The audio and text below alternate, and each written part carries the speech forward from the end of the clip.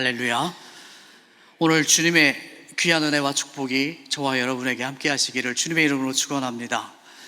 귀한 말씀에 앞서 한 가지 광고 말씀을 더 전해드리도록 하겠습니다. 오늘 청년부가 일일 카페를 운영하고 있습니다. 귀한 음료도 있고 수제 쿠키가 있습니다. 어제 하루 종일 청년들이 정성껏 구웠습니다. 수제 쿠키도 있고 과일도, 신선한 과일도 망고, 용과 파인애플 이렇게 있습니다. 나가셔서 동참해 주시는 마음으로 우리 카페에서 참여해 주시면 대단히 감사하겠습니다. 오늘 저는 선물 사용법 이런 제목으로 하나님께서 주시는 귀한 은혜를 여러분과 나누려고 합니다. 자, 사진을 먼저 한번 보시겠습니다. 이 사진이 여러분 보고 알아보실 수 있겠습니까? 빨간 장화입니다. 잘 모르시겠죠? 이 사진 구하느라고 되게 애썼습니다. 자, 다음 사진 한번 보시면 아실 수 있을 거예요. 이거 뭔지 아시겠어요? 30대 되시는 성도님들은 생소하실 수 있어요. 하지만 40대, 50대 정도 되시는 분들은 이 선물을 기억하실 겁니다. 크리스마스 때는 무조건 이거를 받는 게 국룰이었습니다.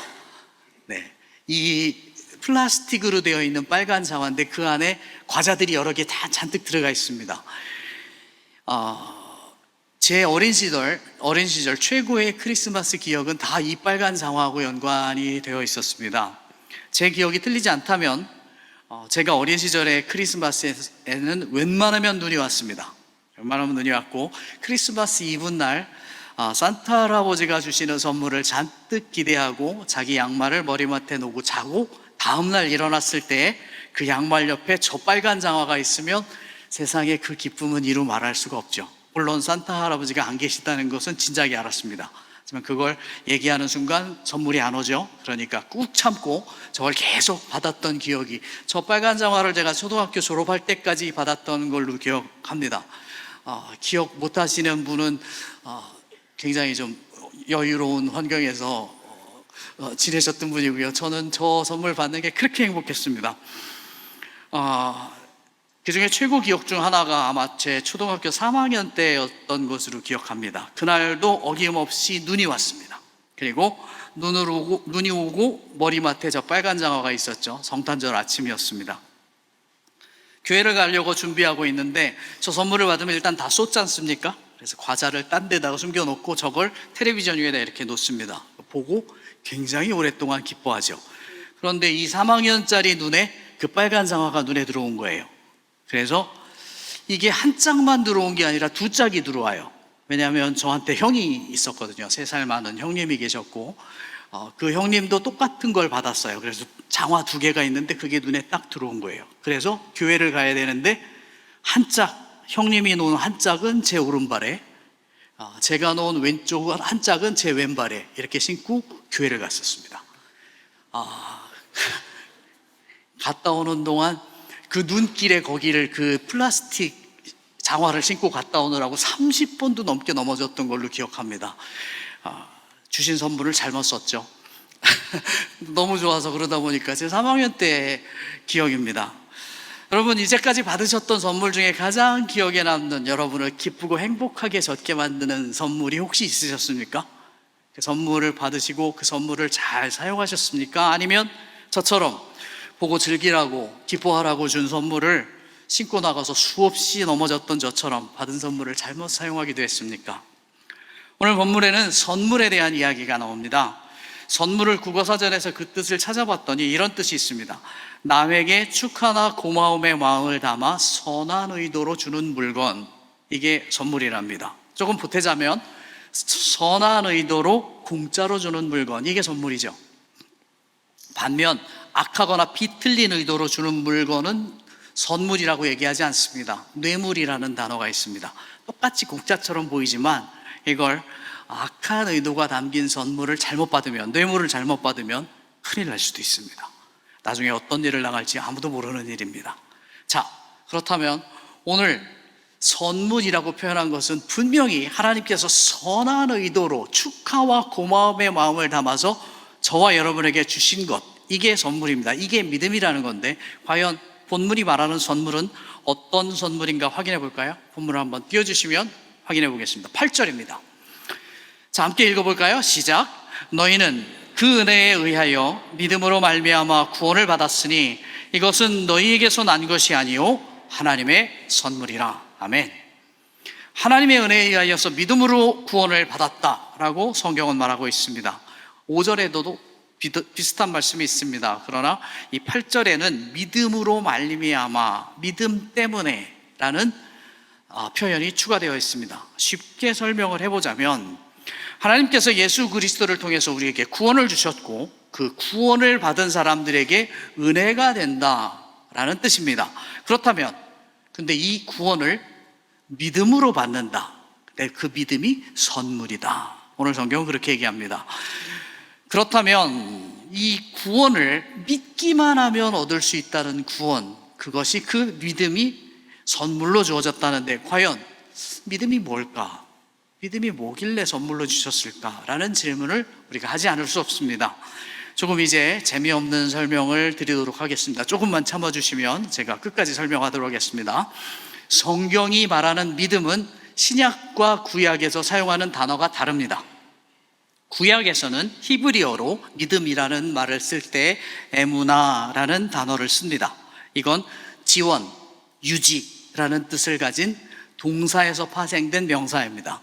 이 에무나라는 단어는 원래 있던 단어가 아니라 원래 엄마 단어가 있습니다. 엄마 단어가 에문이라는 단어입니다. 이거는 확실함, 충성, 진실이라는 뜻을 사용할 때 썼던 단어입니다. 에무나가 에문에서 나왔다는 이겁니다. 지루하시죠? 다 왔습니다. 좀만 기다리세요. 좀만 참아주세요. 이제 여기서 끝이 아니고 에문이라는 단어는 아만이라는 단어에서 왔다고 합니다. 그러니까 말이 자꾸 이렇게 엄마 쪽으로 가게 되는 거죠. 아만이라는 단어는 지탱하다, 지속하다, 믿다라는 뜻을 가진 단어입니다. 그리고 이 아만이라는 단어에서 우리가 늘 사용하는 아멘이라는 단어가 나왔어요. 아멘은 잘 아시죠? 그러니까 우리가 아멘이라고 할 때는 그게 무슨 말인가 하면 믿습니다. 그리고 계속해서 믿습니다. 이런 뜻입니다. 신약에서는요, 이 믿음이라는 단어를 사용할 때 피스티스라는 그리스 말이에요. 헬라어를 사용합니다. 이 말은 어떤 뜻이냐면 이건 법률 용어입니다. 법률 용어예요. 믿음, 신뢰, 충실함이라는 뜻을 가지고 있습니다. 피스티스는 무슨 대상이 있어야 돼요. 그냥 말로 하는 게 피스티스가 아니고 뭔가 보고 믿을 만한 증거가 있을 때 그걸 피스티스, 믿음이라고 얘기합니다. 이 단어는 페이토라는 단어에서 나왔는데요, 이 말의 뜻은 설득하다, 확신을 갖게 하다, 확신을 갖게 하다라는 뜻이에요. 그러니까 신약 성경이 말하고 있는 믿음은 사람이 만들어내는 게 아니에요. 말로 하는 게 아니라 뭔가 증거가 있어야 되는 겁니다. 근데 그 믿음을 하나님께서 사람을 설득하여 주시는 것, 설득하기 위해서 주시는 것라는 뜻을 가집니다. 법률적인 용어니까 분명한 상대가 있어야 합니다. 내가 노력해서 얻는 게 아니라 하나님께서 사람을 설득하기 위해서 주시는 것, 이게 피스티스, 신약 성경이 말하는 믿음이라는 겁니다. 그래서 사도 바울은 믿음은 하나님의 선물이다, 이렇게 얘기하고 있습니다. 이어지는 구절을 보시면 그 의미가 더 명확해집니다. 구절에 이렇게 기록되어 있습니다. 함께 읽습니다. 시작. 행위에서 난 것이 아니니 이는 누구든지 자랑하지 못하게 함이라. 아멘. 이 말씀은 무엇을 하든지 어떤 노력을 하든지 사람이 하는 행위로는 구원을 받을 수 없다, 이런 뜻입니다. 율법을 잘 지키는 것, 그리고 도덕적으로 윤리적으로 아주 훌륭한 삶을 살아가시는 것, 이분들도 칭찬받기에 부족함이 없는 분들입니다. 근데 그런 노력이나 행위가 구원과는 별 상관이 없다, 이런 뜻이에요.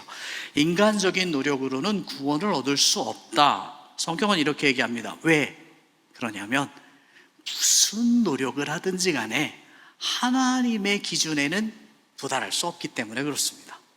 생각해 보십시오. 하나님께서 저와 여러분의 삶을 심판하시고 질문을 하시기 시작한다면 과연 몇 개나 대답하실 수 있겠어요? 하나님 앞에서 우리가 당당할 수 있겠습니까? 그러니까 어떤 노력을 해도 구원을 받을 수 없다, 이렇게 얘기해. 행위로는 구원을 받을 수가 없다. 그리고 자랑하지도 못하게 하기 위해서 그래서 선물로 주신 거예요. It's free. but uncountable price 이런 뜻이에요. 공짜로 주지만 이게 싸서 준 게 아니라 너무 값지기 때문에 너희가 할 수 없기 때문에 준 것이 바로 구원이다.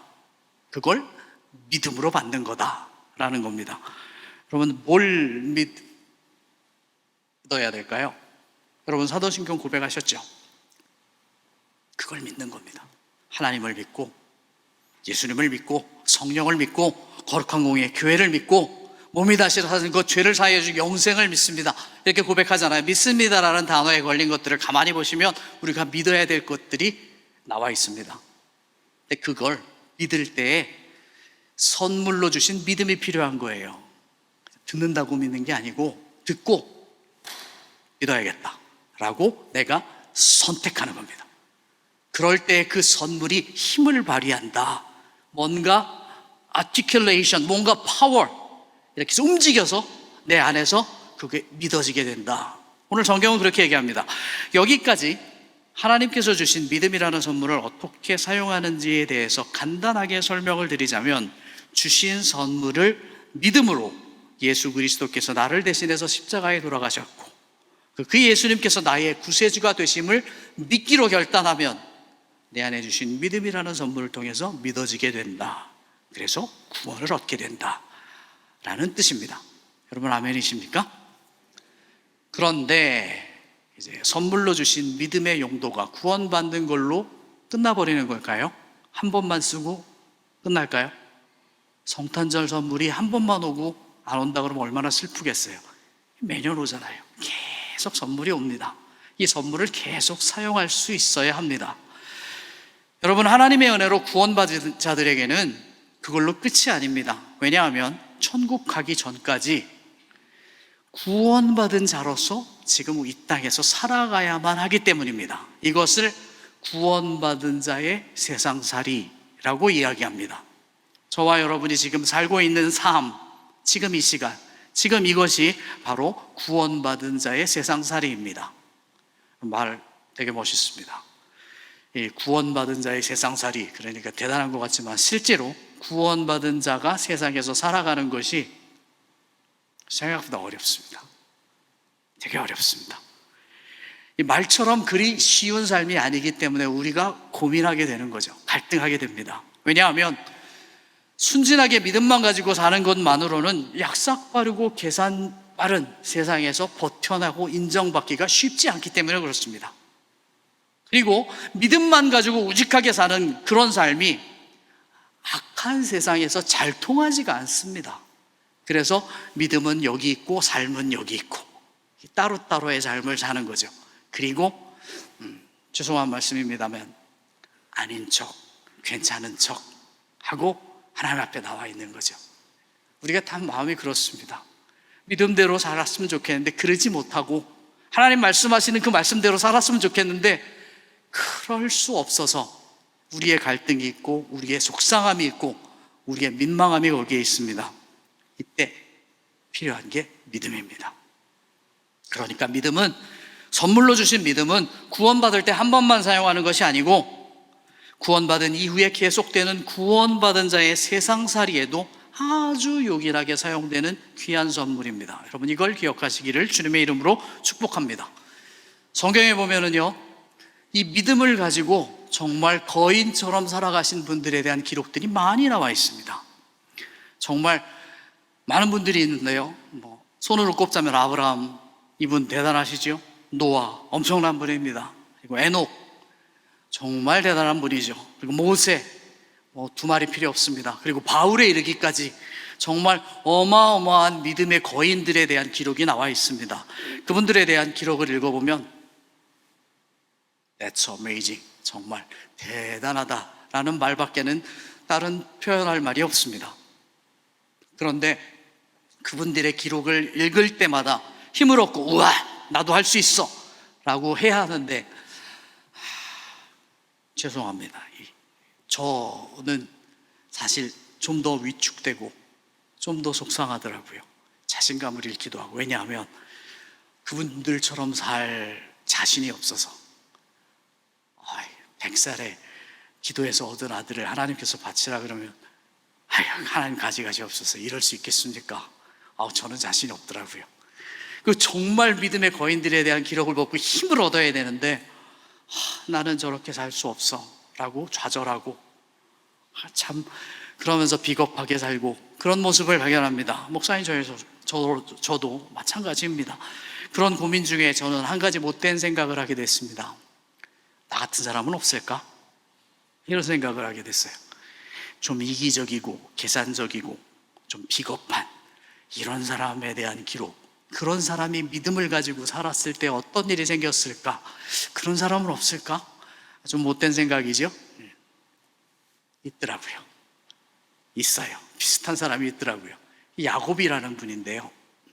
야곱이라는 분이요. 이분이요, 아브라함의 손자입니다. 그리고 이삭의 아들입니다. 이삭에게는 쌍둥이 아들이 있었는데 한 아들은 에서, 그리고 또 다른 아들의 이름은 야곱. 둘이었어요. 두 형제는 쌍둥이지만 성격은 완전히 반대였습니다.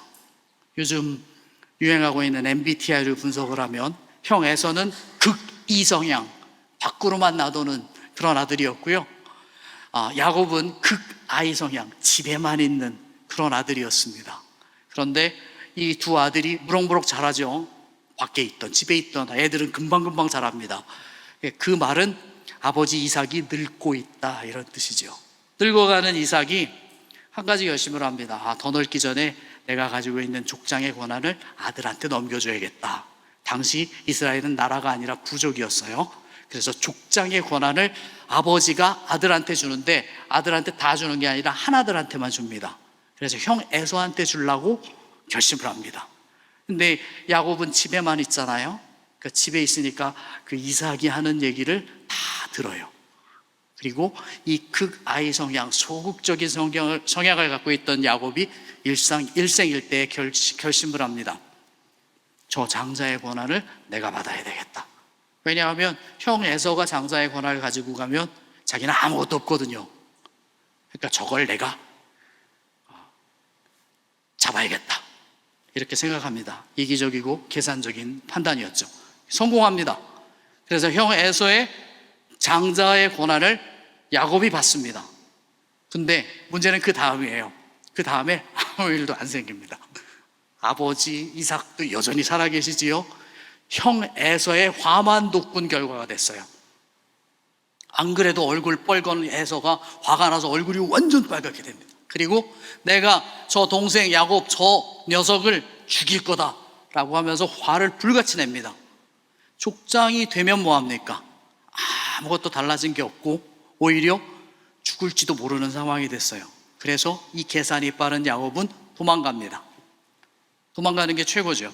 그래서 고향을 떠나요. 이스라엘의 족장이 됐는데 결국은 한 일이 고향을 등지고 떠난 거예요. 자기가 살기 위해서 도망갑니다. 가서 한 20년을 죽을 고생을 합니다.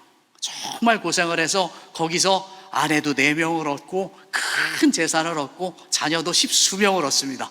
이쯤이면 이걸 뭐라고 표현합니까? 자수성가, 이렇게 표현하잖아요. 그 정도 재산을 모으고 식구들이 생겼으면 그냥 거기 살아도 되는데 야곱이 어느 날 이 생각이 들어요. 고향 가고 싶다 라고 생각, 금의환영을 하고 싶다라는 생각을 합니다. 물론 왜 고향을 가고 싶어 했는지에 대해서는 성경에서는 특별한 기록이 없습니다. 하지만 야곱의 성격으로 봤을 때 이런 생각이 있었을 거예요. 돌아가면 족장이 될 수 있지 않을까? 이런 생각이요. 내가 그래도 족장이었는데 라는 이기적인 계산을 하게 됩니다. 그리고 모든 재산, 모든 식솔들을 데리고 드디어 이제 고향으로 가기로 결심을 하고 길을 떠납니다. 이제 야곱은 식구들과 전 재산을 가지고 고향 바로 앞에까지 왔어요. 그런데 형 에서가 마중 나온다는 소식을 듣습니다. 혼자 나오는 게 아니라 장정 400명을 데리고 나온다, 이렇게 얘기하고 있습니다. 이게 마중인지 공격인지 알 수 없는 상황입니다. 분명한 건 환영의 의도는 아닌 것 같습니다. 그 소식을 듣고 야곱은 생각이 많아집니다. 당시의 상황을 성경은 이렇게 기록하고 있습니다. 창세기 32장 6절부터 11절입니다. 제가 쭉 읽어드릴게요. 사자들이 야곱에게 돌아와 이르되 우리가 주인의 형 에서에게 이른즉 그가 400명을 거느리고 주인을 만나려고 오더이다. 야곱이 심히 두렵고 답답하여 그럴 수밖에 없겠지요. 자기와 한 동행자와 양과 소와 낙타를 두 떼로 나누고 이르되 8절입니다. 에서가 와서 한 떼를 치면 남은 한 떼는 피하리라 하고. 와, 완전히 이게 계산적인 판단이 나오죠. 그리고 9절입니다. 야곱이 또 이르되 내 조부 아브라함의 하나님 내 아버지 이삭의 하나님 여호와여 주께서 전에 내게 명하시기를 네 고향 네 축속에게로 돌아가라 내가 네게 은혜를 베풀리라 하셨나이다. 하나님께서 하신 약속을 기억합니다. 10절입니다. 나는 주께서 주의 종에게 베푸신 모든 은총과 모든 진실하심을 조금도 감당할 수 없사오나 내가 내 지팡이만 가지고 요단을 건넜더니 지금은 두 때나 이루었나이다. 이건 하나님 앞에서 하소연하는 거예요. 나 그동안 열심히 살았지 않았습니까? 라고 변호하는 거예요. 이제 11절입니다. 내가 주께 간구하오니 내 형 손에서 에서의 손에서 나를 건져내시옵소서. 내가 그를 두려워하면 그가 와서 나와 내 처자들을 칠까 겁이 나기 때문이니이다. 솔직하게 고백합니다. 그리고 12절 주께서 말씀하시기를 내가 반드시 네게 은혜를 베풀어 내 씨로 바다에 셀 수 없는 모래와 같이 많게 하리라 하셨나이다. 하나님 자손을 준다고 하셨으면 날 살려주셔야 하지 않겠습니까? 라고 하나님께 재차 구하는 겁니다. 여러분, 사람은 잘 변하지 않습니다. 이기적이고 계산이 빠른 야곱의 생각과 판단은 일평생을 가면서 그렇게 달라지지 않습니다. 늘 비슷하게 살아갑니다. 여러분, 이기적이고 계산이 빠른 게 악하다고 볼 수는 없습니다. 사람이 그런 거예요, 다. 저는 안 그렇겠고 여러분은 좀 낫겠습니까? 사람 다 이기적이고 계산적입니다.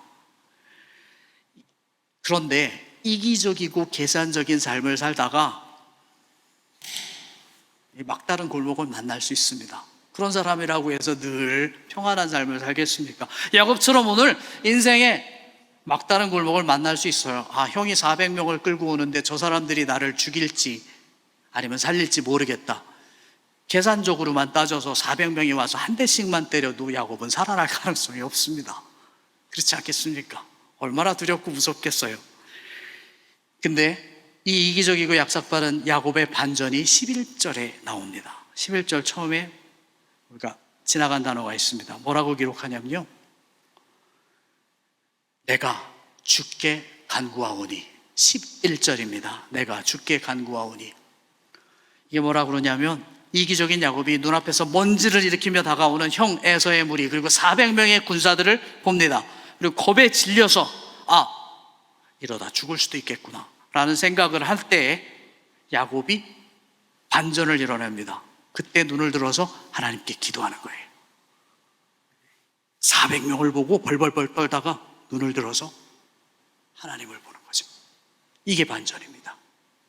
믿음으로 하나님을 바라보고 구하는 거예요. 주님, 살려주세요. 이렇게 기도하는 거죠. 그 기도를 들으시고 하나님께서 살려주십니다. 다음에 보시면 상황이 나옵니다. 그 기도에 대한 결과가 다음 장의 33장 1절부터 4절까지에 나옵니다. 자, 띄워주시겠습니까? 제가 읽을게요. 야곱이 눈을 들어보니 에서가 400명의 장정을 데리고 오고 있는지라 그의 자식들을 나누어 레아와 라헬과 두 여종에게 맡기고 여종들과 그들의 자식들은 앞에 두고 레아와 그의 자식은 그 다음에 두고 라헬과 요셉은 뒤에 두고 사랑하는 순서대로 둡니다. 이게 완전히 계산적인 방법이에요. 앞에부터 치면 사랑하는 애들을 데리고 뒤로 빠져야지. 이기적이고 계산적인 판단입니다. 이걸 욕할 수는 없습니다. 그리고 3절이요. 자기는 그들 앞에 나아가되 몸을 7번 땅에 굽히며 그의 형 에서에게 가까이 가니 혹 살려주지 않을까 라면서 가까이 갑니다. 그랬더니 4절에 에서가 달려와서 그를 맞이하여 안고 목을 어긋 맞추어 그와 입을 맞추고 서로 우니라. 이렇게 기록합니다. 서로 우니라. 형 에서가 동생을 보자마자 한 행동이 끌어안고 입을 맞추고 서로 울었다. 상황 종료예요. 상황 종료. 여러분, 에서가 처음부터 동생을 보고 울고 만나면 내가 울고 껴안고 용서해 주리라 이러고 나왔겠어요? 그러려면 뭐하러 400명 데리고 나왔겠습니까? 아니에요. 그 400명은 분명하게 환영의 의도는 아니었습니다. 그런데 야곱이 눈을 들어서 하나님께 기도했을 때, 이기적이고 약삭빠른 야곱이 눈을 들어 믿음으로 하나님을 보면서 주님 살려주옵소서라고 기도했을 때 하나님께서 그 기도를 들으시고 끌고 오는 에서의 마음을 하나님께서 바꿔주신 거죠. 저는 그렇게 봅니다. 믿음의 기도가 하나님께서 에서의 마음을 바꿔주셔서, 만나서 보니까 속에 화가 나서 나왔는데 만나서 보니까 내 동생 야곱이구나 라고 해서 끌어안습니다. 여러분, 야곱처럼 이기적이고 계산적인 삶을 사는 게 그렇게 악하다고 볼 수는 없습니다.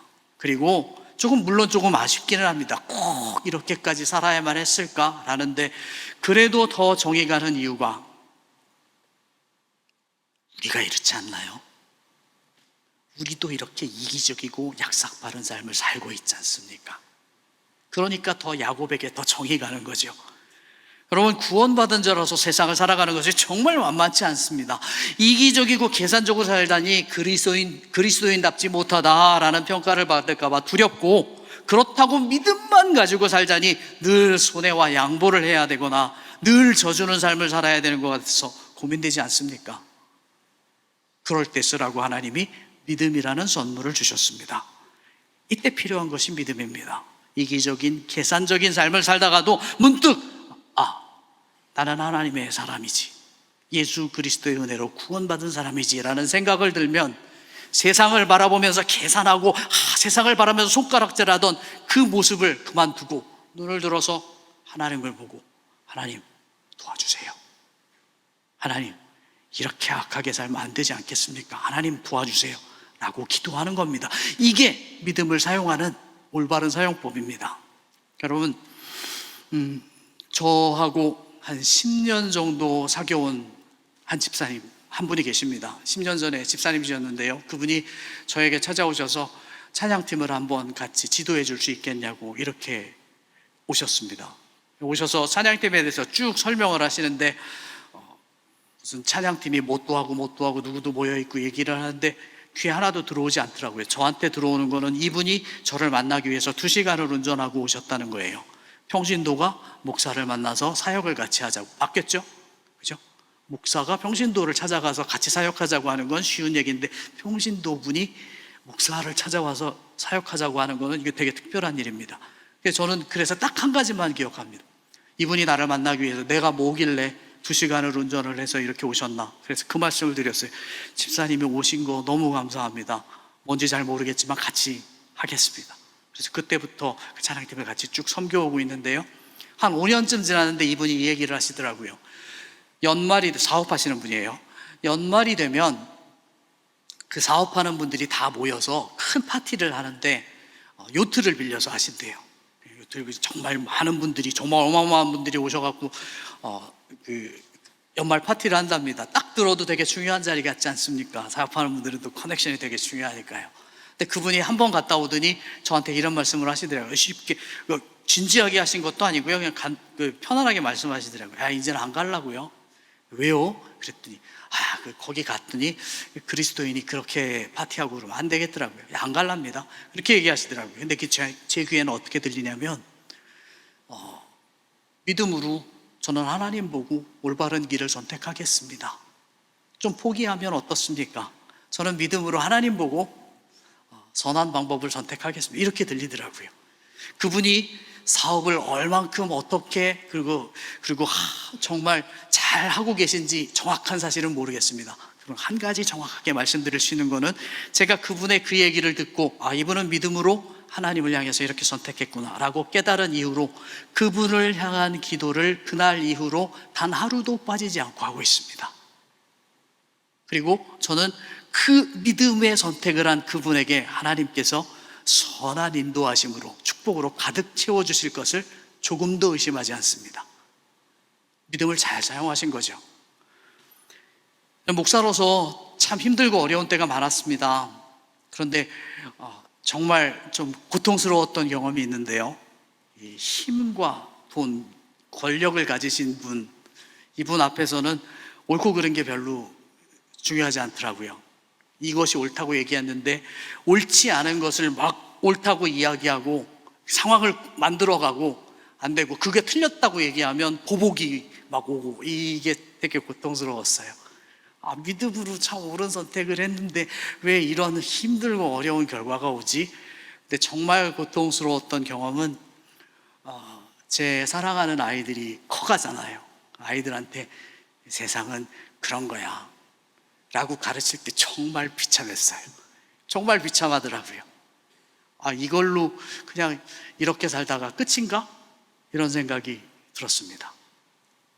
그때 믿음이 힘을 발휘합니다. 믿음으로 하나님을 보면서 하나님께서 감동을 주셨는데, 너는 세상을 보고 그렇게 낙심하냐? 너 좀 말씀 봐야 되지 않겠어? 기도해야 되지 않겠어? 그래서 다시 말씀을 붙들고 다시 기도하기 시작했고, 그 기도와 말씀 가운데 하나님께서 길지 않은 한 문장을 주시더라고요. 힘내, 내가 함께 하잖아. 이런 귀한 감동을 주시더라고요. 이길 수 있었습니다. 버틸 수 있었습니다. 여러분, 믿음을 어떻게 사용하고 계십니까? 하나님께서 선물로 주신 믿음을 어떻게 사용하고 계세요? 믿음으로 부자가 되고, 자녀들이 좋은 대학을 가고 좋은 직장을 가고, 아니면 내가 큰 사업을 성공을 하고, 이것을 믿음으로 이룬다고 생각하십니까? 그럴 수도 있습니다. 하지만 그게 전부는 아닙니다. 여러분, 사업에 성공하고 부자가 되고 형통하고 정말 순탄한 삶을 사는 것은 믿음으로 살다가 얻어지는 작은 상황들에 불과합니다. 실패 가운데 있더라도, 어려움 가운데 있더라도 믿음이 있으면 할 수 있는 것이 하나 있습니다. 믿음의 본질은 하나님을 바라보는 것입니다. 그 상황 속에서도 하나님을 볼 수만 있다면 어려움 가운데 있더라도 다시 일어날 수 있습니다. 힘들고 짜증나는 상황에서도 믿음이 있다면, 그 선물을 잘 사용할 수 있다면 하나님을 보고 그 뜻을 발견할 수 있습니다. 여러분, 그리스도인은 그렇게 믿음으로 살아가는 것입니다. 찬양하실까요?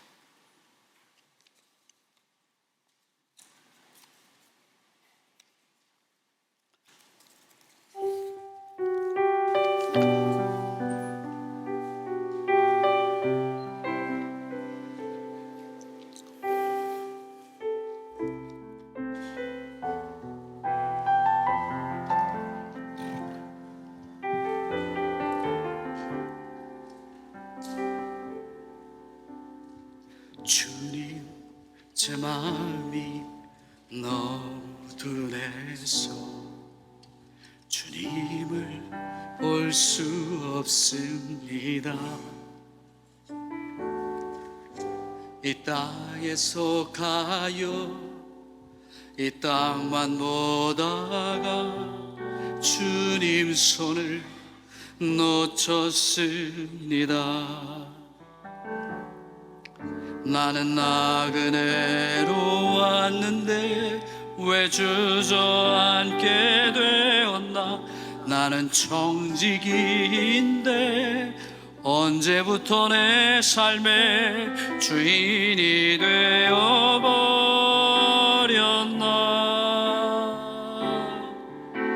믿음이 없이는 기쁘시게 못하나니 고된 수고도 다 헛될 뿐이라.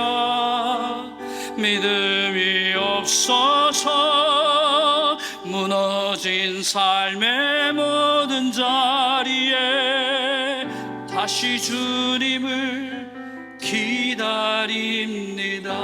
우리 다시 한번 찬양할까요?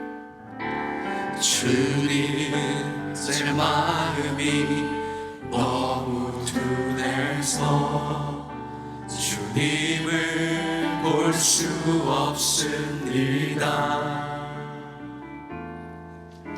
이 땅에 속하여 이 땅만 보다가 주님 손을 놓쳤습니다. 나는 나그네로 왔는데 왜 주저앉게 되었나? 나는 청지기인데 언제부터 내 삶의 주인이 되어버렸나?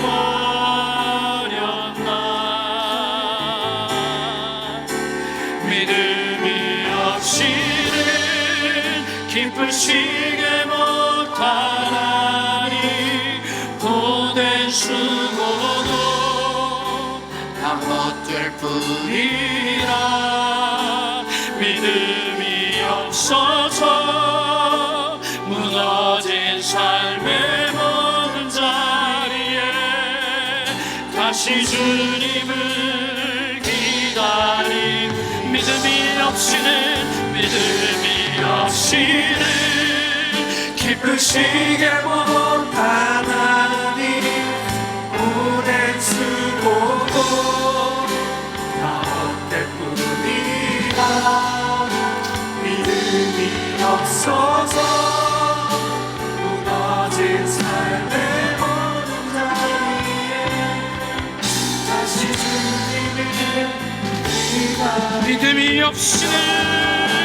믿음이 없이는 기쁘시게 못하나니 보낸 수고도 다 헛될 뿐이라 믿음이 없어서 무너진 삶의 모든 자리에 다시 주님을 기다립니다. 우리 함께 기도하겠습니다. 주님, 주신 믿음을 잘못 사용해서 주님을 기쁘시게 못하게 살았습니다. 정말 수고하며 살았는데 믿음으로 하나님을 향했으면 됐었는데 세상을 향하느라고 하나님 우리의 인생이 이렇게 힘들고 어려운 인생이 됐습니다. 주님 도와주옵소서. 주님 나와 함께하여 주시옵소서. 이제 주신 믿음으로 하나님을 바라봅니다. 하나님 도와주시옵소서. 우리 함께 기도하겠습니다. 주님의 은혜가 우리의 삶 가운데 있습니다. 하나님 우리 주님 믿음이라는 은혜를 주셨사오니 믿음으로 하나님을 바라보게 하시고 믿음의 역사를 바라볼 수 있도록 주여 역사하여 주시옵소서. 하나님 아버지 우리에게 주신 믿음을 잘 사용해서 하나님을 영하게 하시고 하나님을 기쁘시게 하는 삶을 살 수 있도록 주여 역사하여 주시옵소서. 나에게 주신 이 믿음으로 하나님을 바라볼 수 있도록 인도하여 주시고 주님 믿음을 주시옵소서. 주님 인도하여 주시길 간절히 바랍니다. 주여 우리를 도와주옵소서. 주님 나를 함께하여 주시고 주님 도와주시옵소서. 주님 인도하여 주시옵소서. 하나님 나를 붙잡아 주시길 바랍니다. 주님 역사하여 주시고 주님 붙들어 주시길 간절히 바랍니다. 주님 함께하여 주시옵소서. 주님 붙들어 주시옵소서. 주님만 바라볼 수 있는 믿음 살아가여 주옵시고 그 믿음으로 주님을 바라볼 수 있도록 인도하여 주시길 간절히 바랍니다. 주여 역사하여 주시옵소서. 주님 인도하여 주시길 간절히 바랍니다. 주여 우리와 함께하여 주시고 이제 믿음의 선물을 주시옵소서. 하나님을 바라보는 믿음으로 하나님을 향해 주시옵소서. 아버지 하나님 인도하여 주시기를 인도하여 주시옵소서. 주여 우리를 흔들어 주시옵소서. 주여 나와 함께하여 주시옵소서. 나를 도와주시옵소서.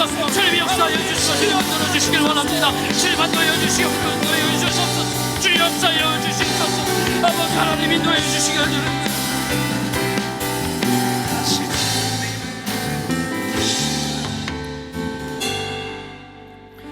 믿음이 없이는 기쁘시게 못하나니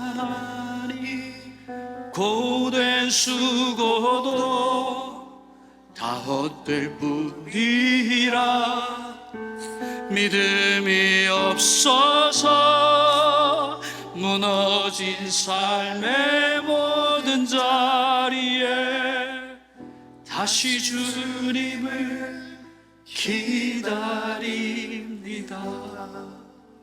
주님, 우리에게 믿음이라는 귀한 선물을 주셨는데 그 선물을 잘못 사용했습니다.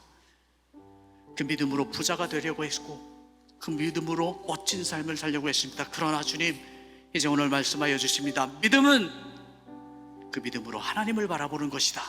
아멘.